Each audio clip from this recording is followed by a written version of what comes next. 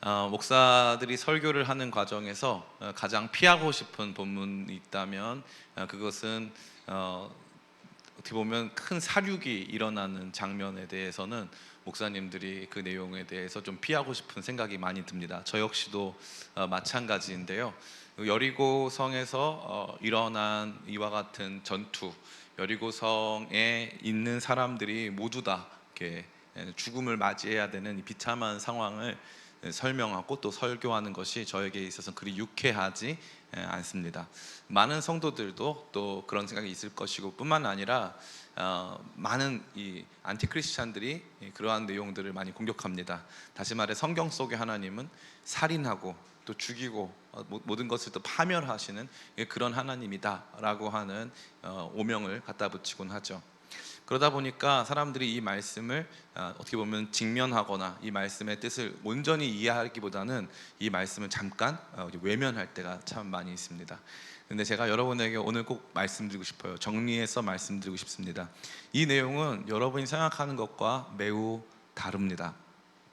첫 번째로 이 안에 등장하고 있는 이와 같은 하나님의 군대, 다시 말해 이스라엘 백성과 여리고성의 강력한 충돌, 그리고 성이 멸망하고 사람들이 목숨을 잃는 일들은 오늘날 우리에게 있어서는 다소 생소한 일이겠지만 이 당시 상황 속에서는 거의 생소한 일이 아니라 매우 빈번하게 일어나는 일들이었습니다. 여리고가 출발선이 되어지는 이 가나안 백성들, 가나안에 살아가는 사람들, 이 사람들의 세계 속에서도 지속적으로 이와 같은 대량 학살이 자행되고 있었습니다. 그렇기 때문에 이것이 다른 사람들은 자행하지 않는 하나님만이 유일하게 허용하신 말도 안 되는 일 정도로 생각한다면 그것은 이 성경 말씀을 온전히 이해한다고 볼 수 없는 것이죠. 성경은 이때 당시부터 지금까지 쓰여진 지가 3,000년 됐습니다. 3,000년이 넘었어요. 3,000년이 넘는 시간 동안 이 여리고성에서 일어난 이와 같은 비참한 일들을 아파하는 사람도 많았겠지만 상당히 많은 사람들은 이러한 내용들을 이해한 것입니다. 두 번째는 하나님께는 하나님 앞에서 우리 모두가 평등한데 왜 평등하냐 하면 우리 모두 다 죽기 때문이에요. 우리 모두가 다 죽습니다. 지금도 그 죽음이 이루어지고 있는 것이죠. 우리가 이제 우크라이나 지역까지 못 가지만 우크라이나 난민들이 있는 곳으로 갈 텐데 앞서 우리 김민주 부팀장님과 또 김예광 부부팀장님이 설명해 준 것처럼 지금 그 땅에서는 자기가 놓고 온 자기 부모님이나 자기 친척들이 실제로 죽임을 당하고 있어요. 실제로 전투 가운데 또 폭격 속에서 죽임을 당하는 일들이 실제로 이루어지고 있습니다. 저는 고기를 굉장히 좋아하는데 지금도 중국 같은 곳에 가보면은 이 큰 공장이 있어요. 그게 돼지고기만 전문적으로 사육해서 시간이 딱 지나면은 이게 기계화돼서 자연스럽게 도축이 이루어지고 고기가 제공되어지는 이와 같은 일들이 지금도 있습니다. 그러니까 사육은 우리에게 있어서 낯설거나 한 번도 일어난 적이 없는 그런 종류의 일이 결코 아니라는 거예요. 그렇기 때문에 하나님께서 이 일들을 자행하셨을 때, 이 일들을 허용하시고 이런 일들을 행하셨을 때 저와 여러분에게 우선적으로 주고자 하는 것은 이 일을 행해라 하는 것이 아니라 이 일에 따르는 메시지가 있다는 거예요. 메시지. 이게 굉장히 중요한 지점이 아닐 수 없습니다. 마지막 세 번째로 우리가 이와 같은 여리고성에서 일어난 일들을 생각하면서 왜 하나님을 우리가 그럼에도 불구하고 믿고 신뢰할 수 있는가? 이 하나님의 계시의 방법은요, 점진적 성취의 방식을 취하고 있습니다. 그래서 더 원형적이고 더 뭔가 우리가 봤을 때는 상상하기 어려운 것들로부터 시작해서 더 확실하고 분명한 것으로 만들어 가시는 과정이라는 거죠. 그래서 신약 성경에는 이러한 종류의 내용이 있을까요? 없을까요? 없습니다. 신약 성경은 정반대예요. 그래서 신기하지 않습니까? 여리고를 진멸하라고 말씀하신 하나님이 이제는 그의 아들을 우리를 위해서 십자가에서 진멸하십니다. 그러니까 이 성경의 이야기를 읽어 나갈 때 그냥 단편적으로 이 사건에 몰입해서 여리고는 없애야 돼, 여리고 다 망해라, 이런 게 아니라는 거예요. 여기에 메시지가 있었구나. 근데 이 메시지가 현실과 괴리된 메시지입니까? 아니죠. 실제적인 사람들의 삶에서 이루어지는 전쟁과 죽음, 이와 같은 메시지 안에서 하나님께서 주시는 그러한 또 다른 차원의 메시지가 존재한다라는 것입니다. 그래서 그걸 가지고 오늘 이 말씀을 읽어야 하는 거죠. 제가 이 말씀을 제일 강하게 우려하는 바는 바로 이것이에요. 이번에 우리가 우크라이나 땅 가니까, 이제 폴란드 땅 가니까 러시아 무너져라. 그래서 러시아 이렇게 돌아가지고 7바퀴 도니까 막 푸틴 죽고, 그래서 우리가 승리했고, 이런 차원으로 이해하는 분들이 정말 많아요. 근데 그게 아니라는 거예요. 하나님의 평등한 심판이, 하나님의 공의로운 심판이 어떠한 양상으로 이루어지고, 그 가운데 하나님 백성들이 어떠한 일들을 하는가, 그래서 우리는 어떠한 삶으로 어떠한 싸움을 싸우고 있는가를 말해주고 있는 것입니다. 하나님 백성에게 맡겨진 싸움은 어떠한 것이었을까요? 놀랍게도 이것은 일반적인 상황에서의 싸움이 아니었어요. 그러니까 여호수아가 기대하고 혹은 또 예상했던 것은 여리고 공성전이에요. 여리고 공성전. 그래가지고 막 이렇게 사람들 같이 막 동맹 맺어가지고 막 여리고 터들어가자 막 하는 그런 걸 상상했어요. 근데 하나님이 여리고 이 멸망 직전에 내리신 명령은 그와 같은 명령이 아니었습니다. 하나님이 내리신 명령은 돌아라라는 명령이에요. 돌아라. 제가 예전에 부산에 이제 어떤 분이 저희가 하던 무슨 찬양팀을 섬겨주시겠다고 부산에 와서 여행을 하라고 하셨어요. 그래서 그분이 부산에 큰 병원을 운영하시는데, 그 병원으로 저희를 초청하셔가지고 이제 밤에 저희 내려갔어요.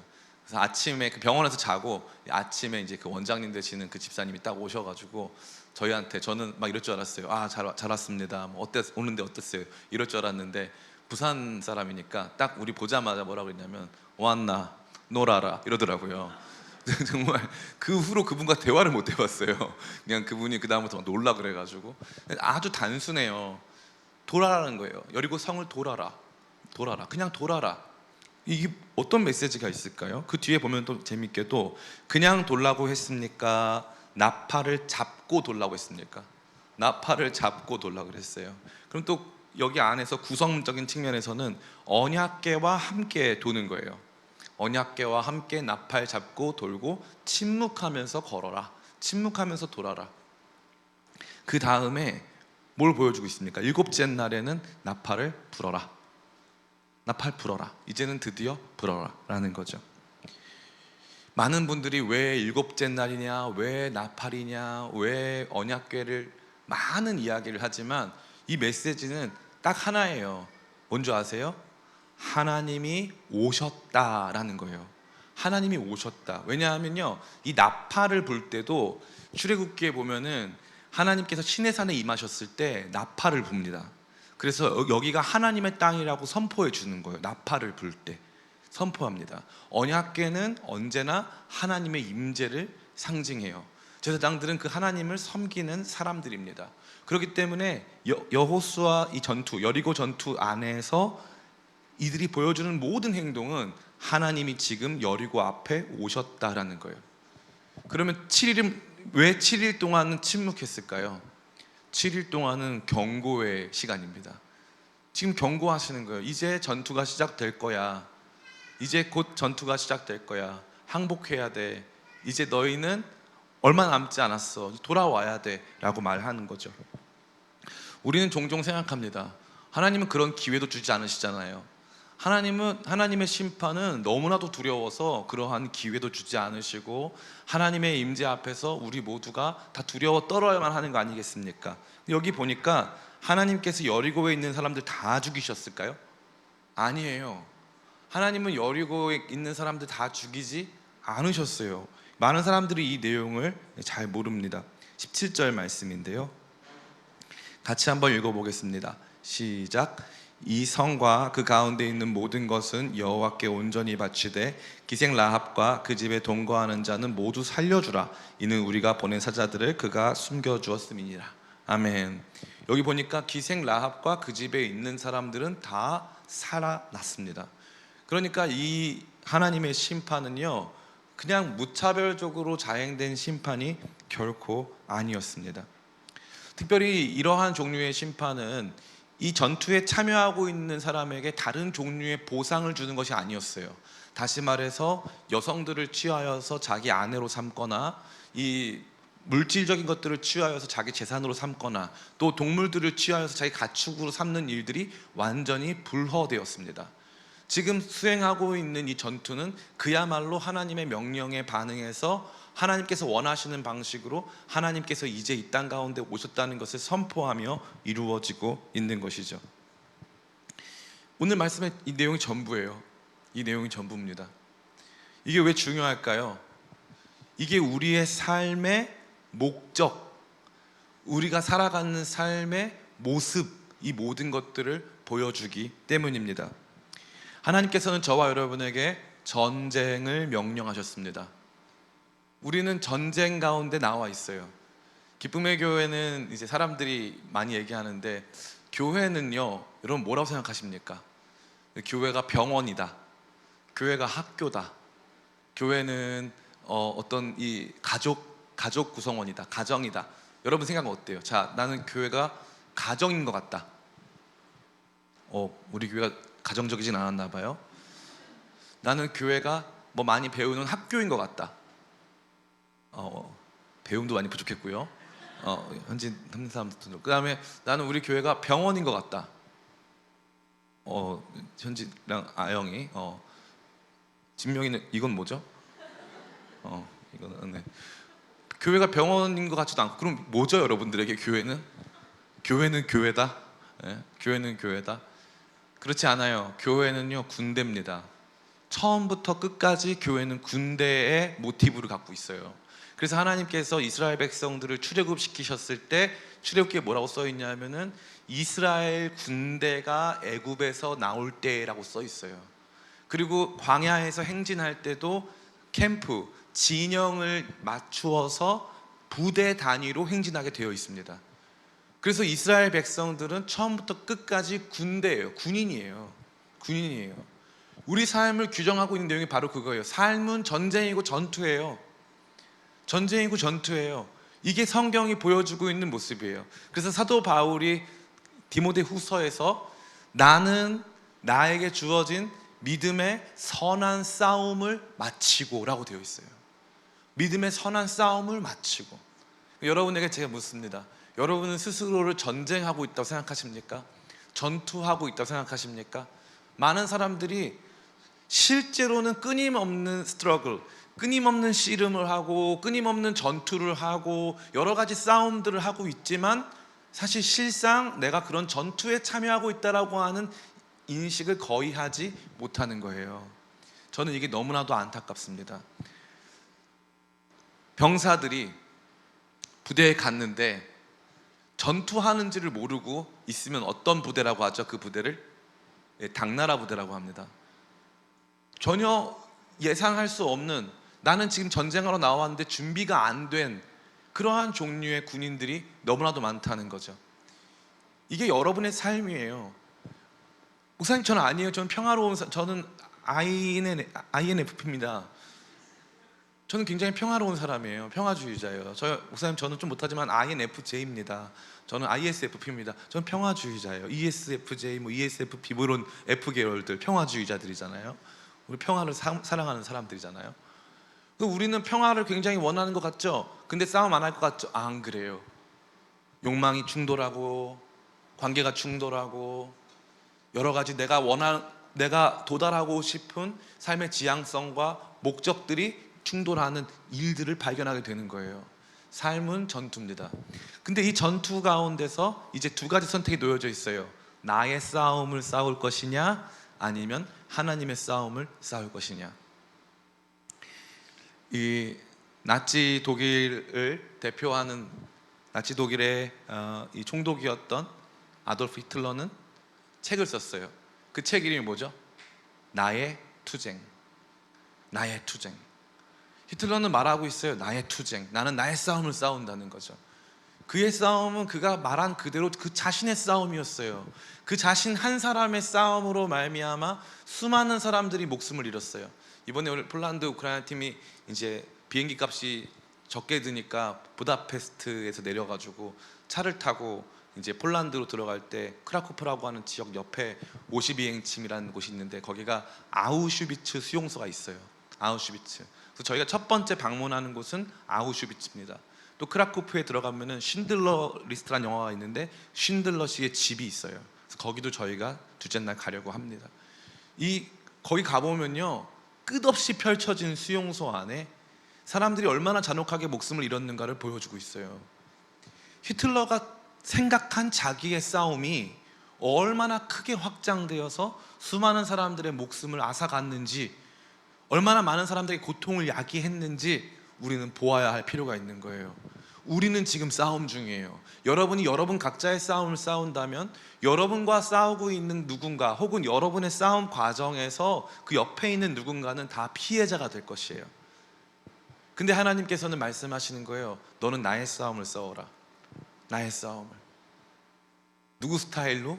하나님 스타일로. 저는 여러분들이 하나님의 전투, 하나님 나라의 전투에 동참해서 하나님의 싸움, 하나님의 전쟁을 함께 수행하는 하나님 나라 군대 되기를 간절히 축원합니다. 이러한 인식이 없이는 교회 생활하는 것도 삶과 완전히 괴리되게 되어 있어요. 그래서 삶에서 내가 하는 그 일들, 내가 직장에서 서류를 만들고 또 여러 가지 일들을 감당하는 이 모든 것들이 단순히 그냥 나 밥 벌어 먹으려고 하는 일 정도로 생각이 되는 거죠. 한마디로 이건 나의 싸움이고 하나님의 싸움은 따로 있다고 보는 거예요. 근데 절대 그렇지 않아요. 절대 그렇지 않습니다. 우리에게 주어진 모든 삶의 일상은 사실 하나님의 전투, 하나님의 전쟁이 수행되어지는 전장이라고 할 수 있습니다. 그러하기 때문에 오늘 이 말씀이 저와 여러분에게 그 메시지를 주고 있는 거예요.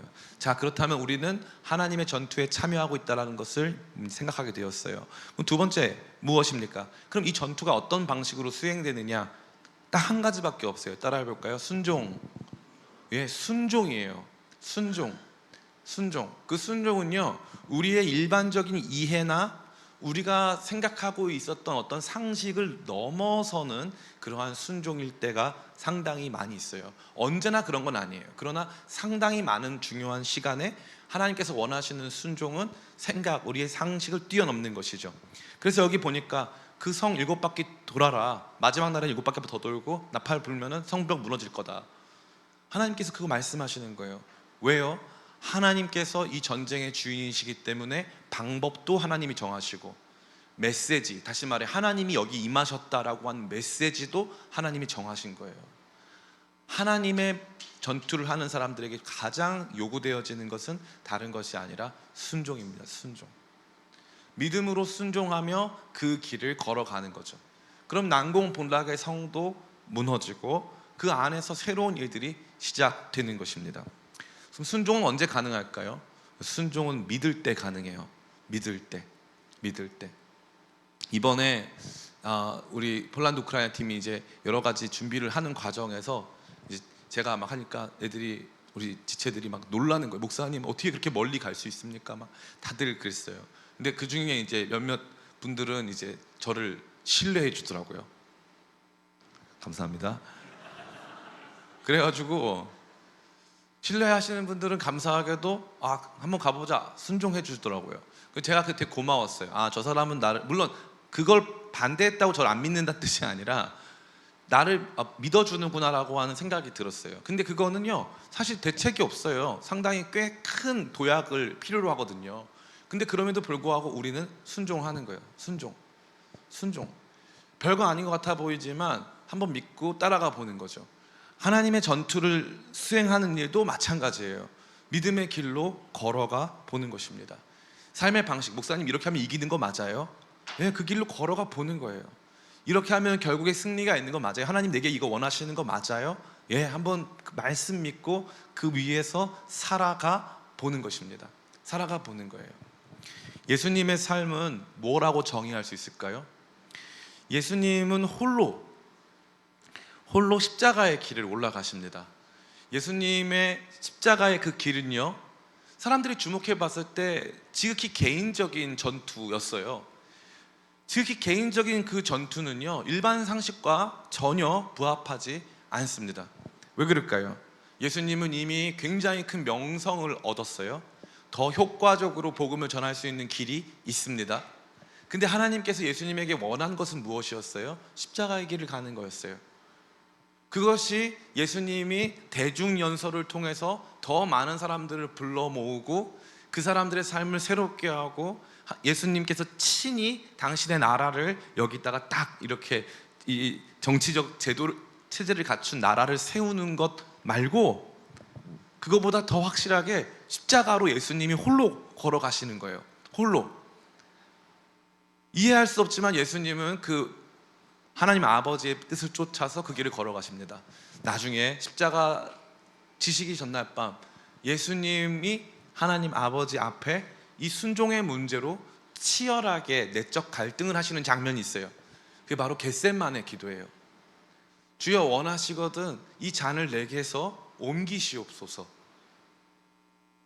왜냐하면 이 방식이 자기에게 고통을 야기하고 이 방식이 진짜 하나님께서 원하시는 뜻인가에 대한 너무나도 큰 고통이 있기 때문에 예수님께서는 그 밤에 기도하신 거예요.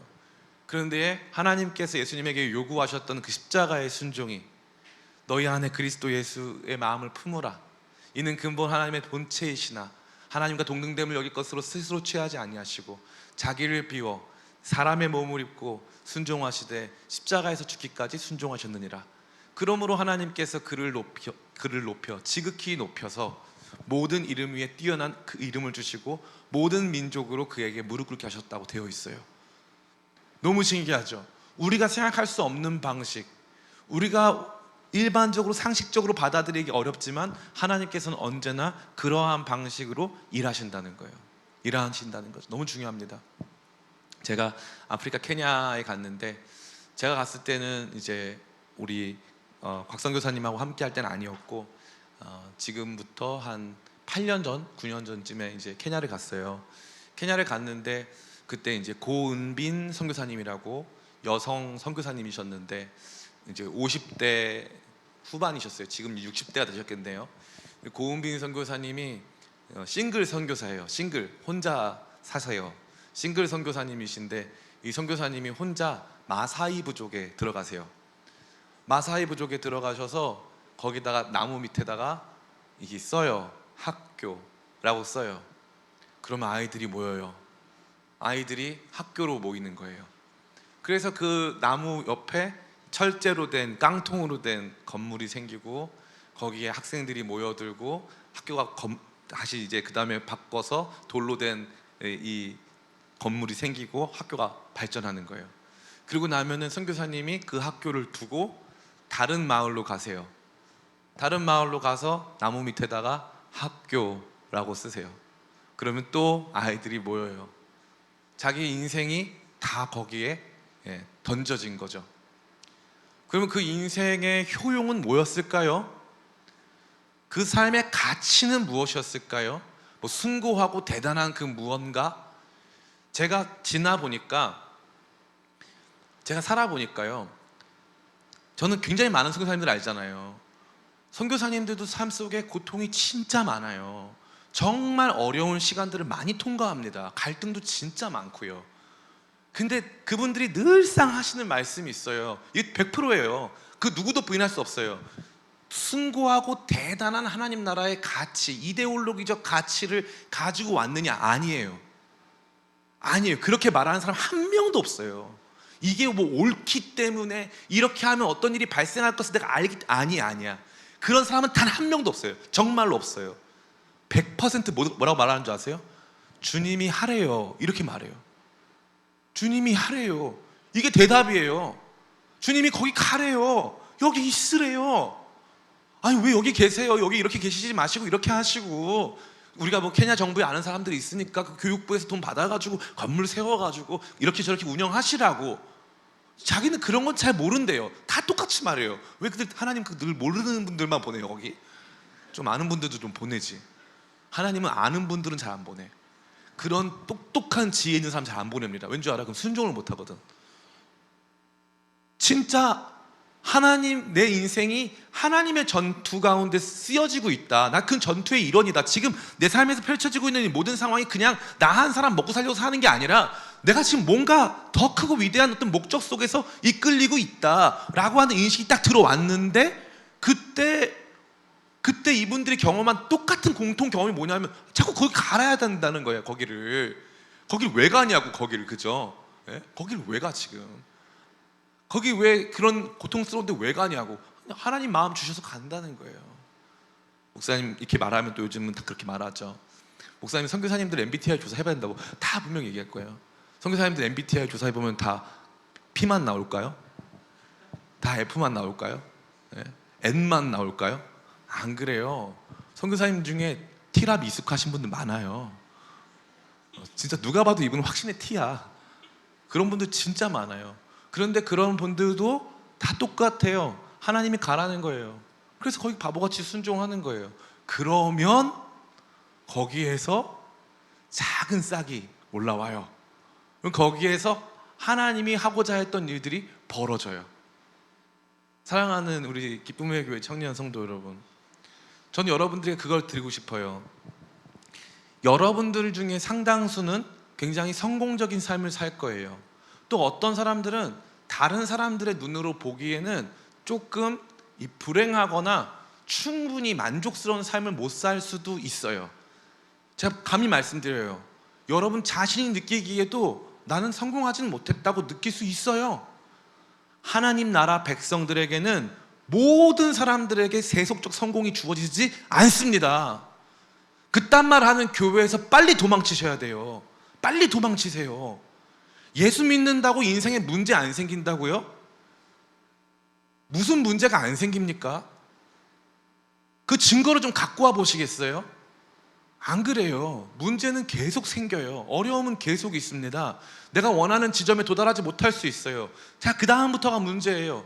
그럼 이거를 나에게 주어진 철저한 실존의 내가 던져진 이 P2의 현장, 내가 던져진 그 현장에서 치열하게 싸우다가 그냥 장렬히 전사한 그런 개별적인 각계전투의 현장입니까? 아니라는 거예요. 성경은 아니라고 말하는 거예요. 이제 하나님 나라에 속해서 그 하나님 나라 행진할 때 같이 걸어갈 거냐 말 거냐를 묻고 있는 거예요. 여러분 삶은 완전한 개인으로 존재하지 않습니다.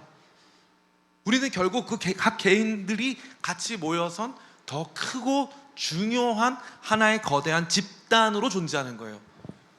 이 집단은 말씀으로 강제되거나 엄격한 이 규율로 통제되는 집단은 아니에요.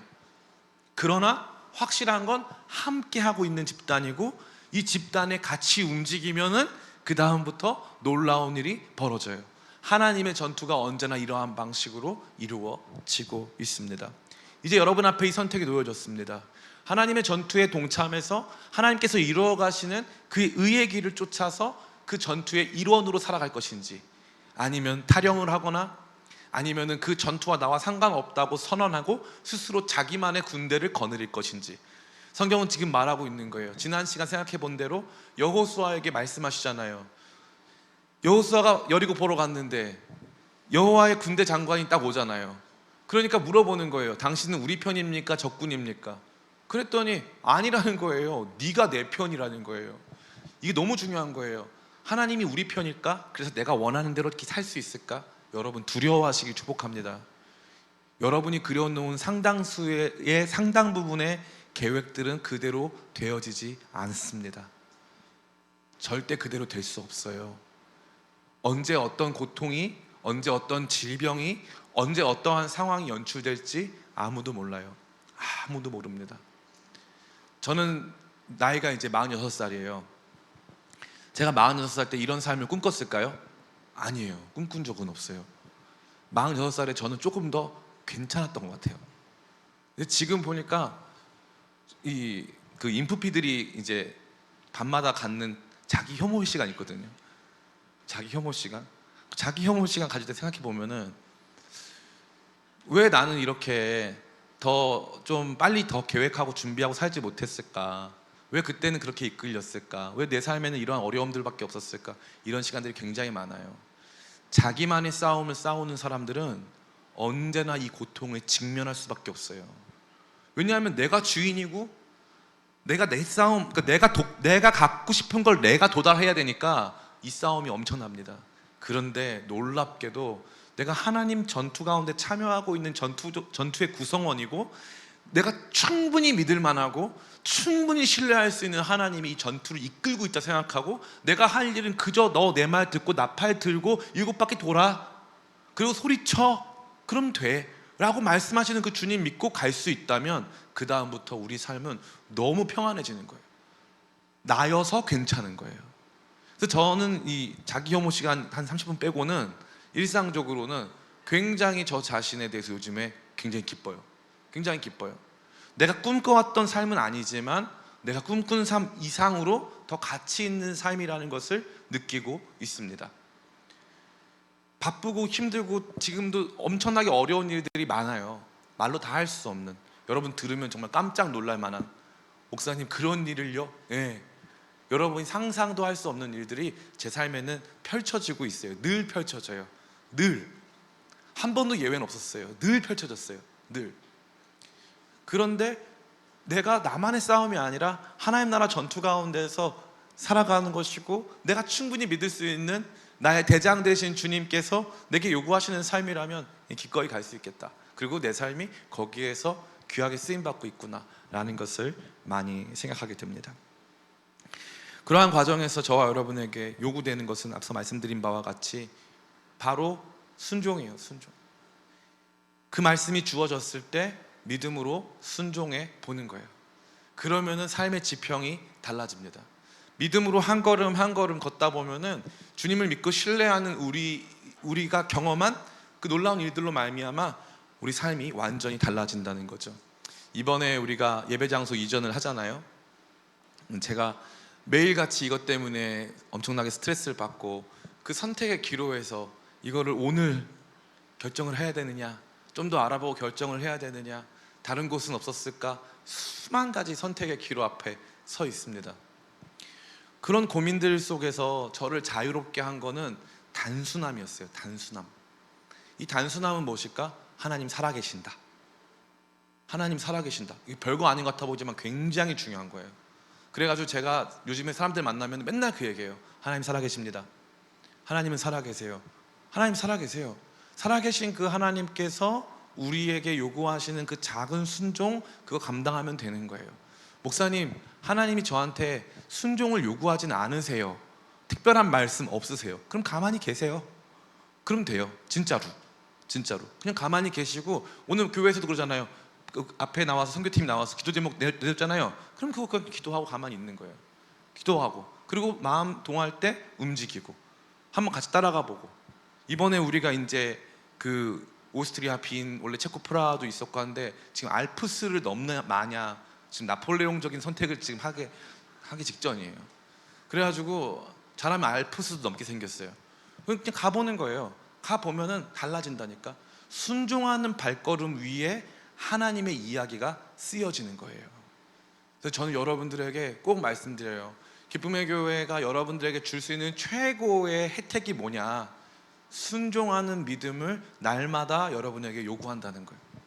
그 순종이요, 죄 조금 덜 짓고 뭐 조금 어떤 문제 있고 그런 거 아니에요. 죄도 좀 조심스럽지만, 생각하고 다시 말씀드릴게요.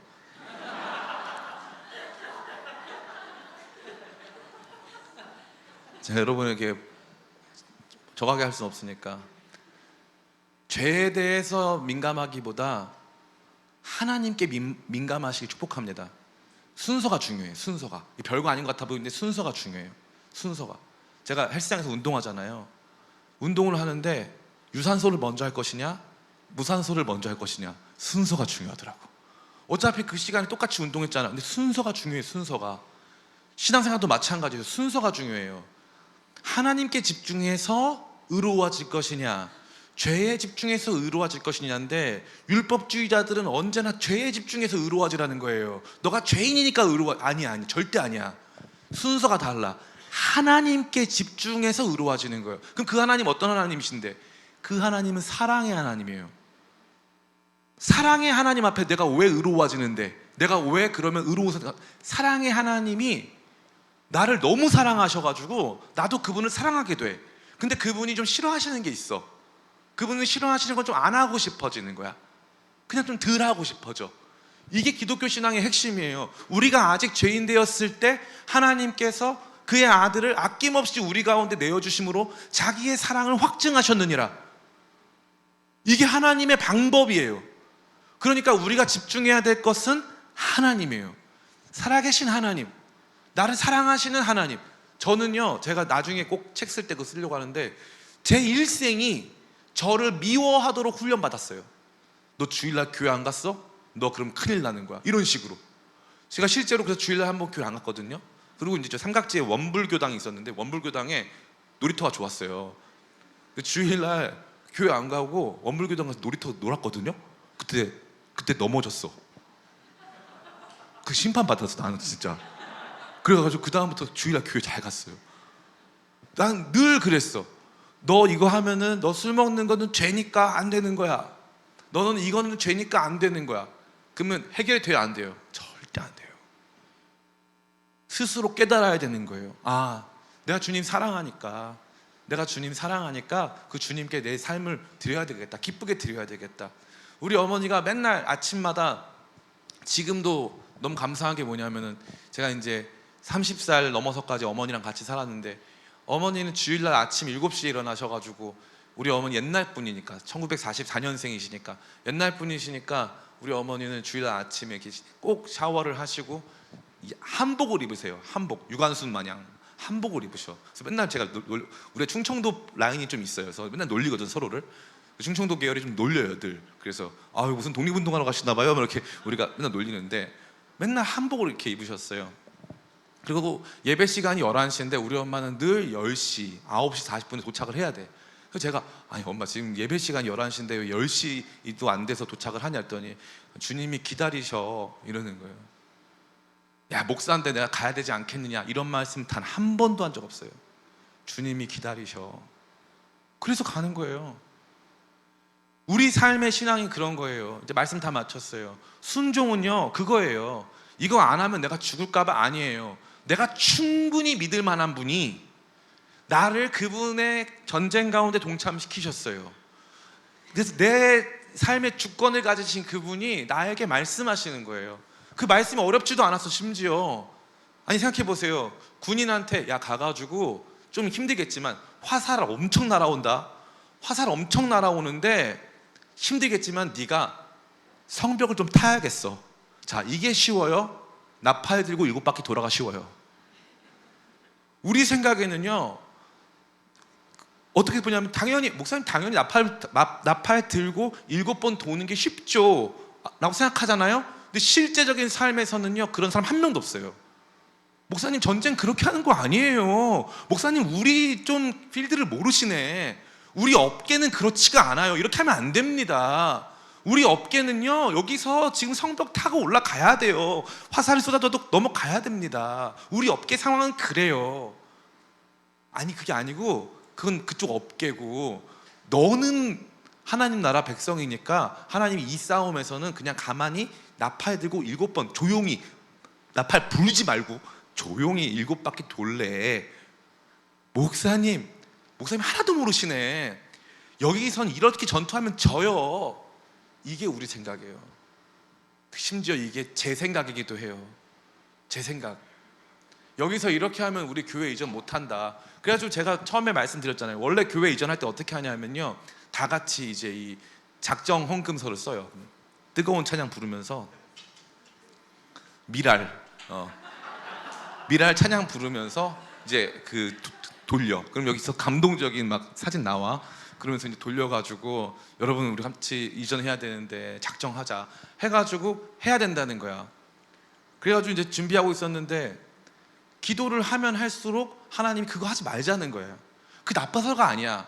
이번 게임은, 이번에 하는 이 일에서는 작정 헌금 하지 말자. 작정 헌금이라는 게, 여러분 헌금하지 말라는, 오해하지 마세요. 헌금하지 말라는 건 아니야. 헌금 많이 필요한 상태다. 헌금하지 말라는 게 아니야. 작정 헌금은 다 걷어서 얼마 나올지를 예상하는 거야.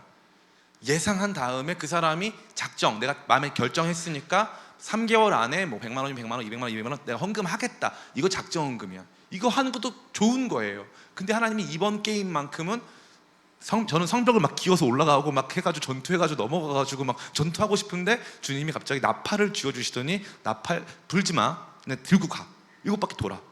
아 주님 저 성벽 넘고 싶어요. 가만히 있어. 나팔 그냥 들어. 그냥 들고 돌아. 그냥 들고 돌아. 제가 딱 그래요. 그래가지고 이제 헌금이 많이 안 들어오잖아요. 그러면 막 다음날 교회 안 오고 싶어요. 다 제 마음이 그래요. 제가 그런 사람이에요. 근데 하나님 날마다 저한테 훈련시키시는 게 뭐예요? 그냥 나팔 들고 그냥 돌아. 그냥 돌아. 어떤 분이 저한테 그러더라고요. 목사님 그러다 망하면 어떡하냐요. 그러다 망하면 어떡하냐고. 그래서 저 보세요. 교회 망하면 그분이 문제겠어요? 제가 문제겠어요? 저는 직장을 잃어요. 제가 문제죠. 그분은 아무 문제 없어요. 여러분도 아무 문제 없어요. 우리 교회 망해도 여러분 아무 문제 없습니다. 저는 직장을 잃어요. 잘 기억하세요. 목사님한테는 이거 직장 먹고 사는 문제다. 누가 더 치열하겠어요? 제가 더 치열해요. 그러다 보니까 늘상 저는 나팔을 잡는 것보다 성벽을 직접 넘는 것을 선호해 왔어요. 근데 하나님 말씀하시는 거예요. 나팔 잡고 가라. 그때 주신 말씀이 뭔 줄 알아요? 제 마음 가운데, 야 망하겠냐? 걱정하지 마. 망하겠냐? 잘 될 거야. 그게 그냥 아무 생각 없이 된 게 아니라 지금까지 나왔던 모든 내용 있죠. 하나님 살아계시고 그 하나님이 나라고 하는 이 사람을 부르셔서 하나님 나라 백성 삼으시고 그분이 이루어가시는 그 영광스러운 일들에 나를 동참시키셔가지고 가는데 그분이 나한테 요구하시는 그 작전이 있는 거예요. 너는 이 지점에서 나팔 들고 불지 말고 그냥 돌아. 네 주님. 네 주님. 매일 아침마다 그 싸움 가운데 또 순종을 선택하는 것입니다. 이와 같은 일들로 말미암아 교회의 역사는 지금까지 이렇게 이루어져 온 것이에요. 십자가에서 시작된 한 번의 위대한 전투가 그 이후로 2000년 동안 지금 저와 여러분들이 보는 바와 같이 전 세계에 이 지형도를 만들어 낸 것입니다. 지금도 복음은 죽지 않았고 지금도 하나님의 전투는 진행되고 있고 그 전투 속에서 믿음으로 나팔 들고 순종하는 사람들 속에서 그 전투의 승리가 이루어지고 있는 것입니다. 말씀을 마치며 꼭 여러분에게 이 이야기를 들려드리고 싶었어요. 우리가 이제 앞서 특송했었던 이제 이 그리스도의 계절이라고 하는 이 노래는 원래 제목이 민족 복음화의 꿈이라고 하는 시예요. CCC 우리 김중곤 목사님이 쓴 시입니다. 시. 민족 복음화의 꿈이라고 하는 그 시에다가 노래를 붙인 거예요.